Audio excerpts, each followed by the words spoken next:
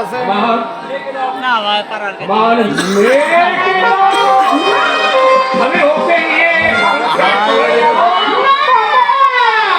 সামনে মেয়ে আমার এই বুকে রক্ত খাইয়ে আমি ওকে তিল তিল করে বড় করেছি, আমি ওকে বিয়ে দিয়েছি, তাই ওর উপর তোমার কোনো অধিকার নেই।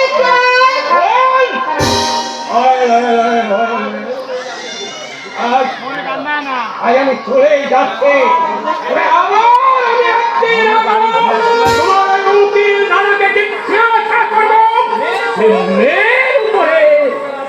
আমার কোন অধিকার আছে?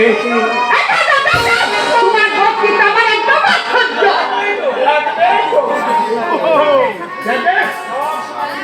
আমি যাওয়ার সময় আমি তোমাকে হুঁশিয়ার করে